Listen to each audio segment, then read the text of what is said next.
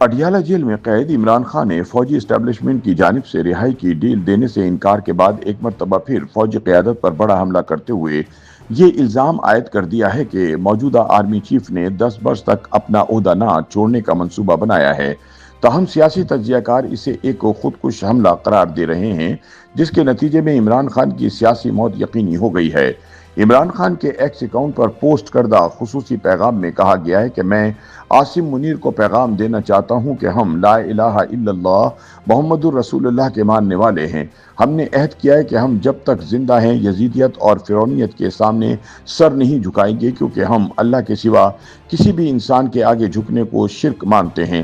مجھ پر اور بشرا be be per jail میں جو ذہنی تشدد ہو رہا ہے وہ عاصم منیر کروا رہا ہے، اور اس کی وجہ صرف یہ ہے کہ ہم جھک جائیں یا ٹوٹ جائیں۔ عمران خان نے ریڈ لائن کراس کرتے ہوئے کہا کہ جنرل یحییٰ خان کو فوج نے پاکستان چلانے کے لیے منتخب نہیں کیا تھا، لیکن یحییٰ نے فوج کا کاندھا استعمال کر کے اپنی ڈکٹیٹرشپ قائم کی اور ملک میں ظلم اور جبر کا بازار گرم کیا۔ بالآخر اپنے 10 سالہ اقتدار کے لالچ میں یحییٰ نے ملک دو لخت کر دیا۔ عمران نے کہا کہ آج کا آرمی چیف بھی اسی طرز پر فوج کا کندھا استعمال کر کے پاکستان میں لاقانونیت اور فسطائیت کا ماحول بنائے ہوئے ہے۔ خان نے کہا کہ عاصم منیر نے اپنے 10 سالہ ناجائز اقتدار کے لیے کیا کچھ نہیں کیا۔ سب سے پہلے جمہوریت کا گلا دبوچا، 9 مئی کا فالس فلیگ کر کے ملک کی سب سے بڑی سیاسی جماعت کو کچلا۔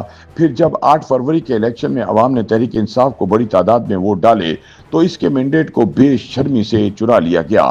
اس کے بعد عوام کا مینڈیٹ چرا کر سزا یافتہ لوگوں کو اقتدار دے دیا گیا۔ اس کے بعد عدلیہ کو مفلوج کیا گیا اور 26ویں ترمیم کے ذریعے ججز کے ہاتھ پاؤں باندھ دیے گئے۔ عدلیہ کو سرکاری ادارے میں تبدیل کر دیا گیا۔ عمران خان نے الزام لگایا کہ اس کے بعد میڈیا کی آزادی پر قدغن لگا دی گئی ہے۔ آزاد میڈیا کا تصور پاکستان سے بالکل ختم ہو چکا ہے۔ نہایت مشکل سے پاکستان میں جیسی تیسی جمہوریت کے تسلسل سے یہ دو چیزیں کسی حد تک خود مختار عدلیہ اور آزاد میڈیا تھا، مگر ان کا کہنا تھا کہ field marshal general Asim Munir کی وجہ سے ان دونوں کا خاتمہ ہو چکا ہے۔ ملک میں اس وقت جمہوریت معطل ہے، انسانی حقوق کی پامالی عروج پر ہے، عدلیہ غلام اور میڈیا خوف زدہ ہے۔ عمران خان نے یہ بیہودہ الزام بھی لگایا کہ جب سے general Asim Munir army chief بنے ہیں وہ مسلسل افغانستان کے ساتھ حالات خراب کرنے کی کوشش میں ہیں۔ ان کا کہنا ہے کہ عاصم منیر نے آرمی چیف بنتے ہی پہلے افغانستان کو دھمکیاں لگائیں، پھر 3 نسلوں سے مقیم افغانوں کو پاکستان سے دھکے دے کر نکالا، پھر وہاں ڈرون حملے کیے۔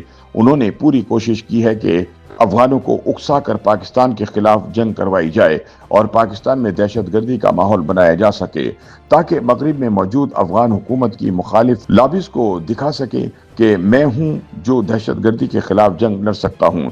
عمران خان نے کہا کہ جبر کے اسی نظام کے باعث پاکستان میں اس وقت معیشت بھی تاریخی سست روی کا شکار ہے۔ بیرونی سرمایہ کاری بالکل صفر ہے۔ پاکستان کی تاریخ میں کبھی اتنی کم سرمایہ کاری نہیں آئی جتنی اس دور میں ہوئی۔ 3 سال میں ملک پر قرضہ دگنا ہو چکا ہے۔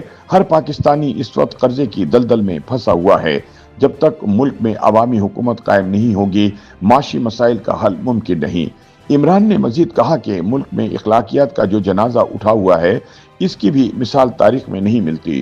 جو کام جنگوں میں بھی نہیں ہوتے وہ یہاں عوام کے ساتھ کیے گئے ہیں۔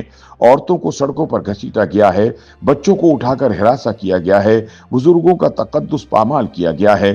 کبھی کسی سیاستدان کے گھر کی غیر سیاسی خواتین کے ساتھ ایسا نہیں کیا گیا جو میری اہلیہ اور دیگر گھر والوں کے ساتھ کیا گیا ہے۔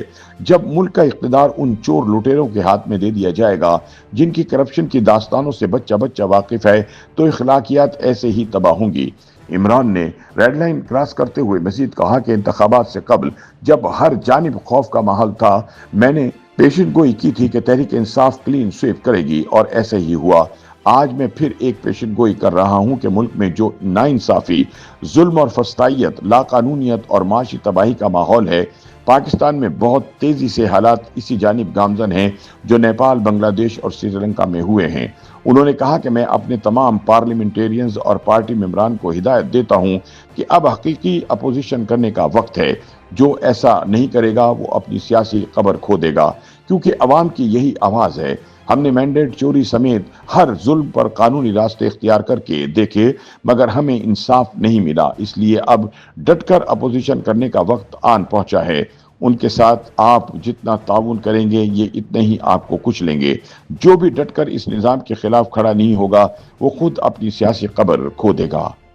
YouTube پر گوگلی نیوز دیکھنے کے لیے youtube.com کی سرچ بار میں googly news T V type کریں۔ گوگلی نیوز کے پیج پر سرخ رنگ کے سبسکرپشن والے بٹن پر کلک کرنا نہ بھولیے۔ YouTube پیج پر اپلوڈ ہونے والی ویڈیوز سے باخبر رہنے کے لیے بیل آئیکن پر کلک کیجیے۔ آپ کو ہر نئی ویڈیو کے بارے میں نوٹیفیکیشن موصول ہو جائے گا۔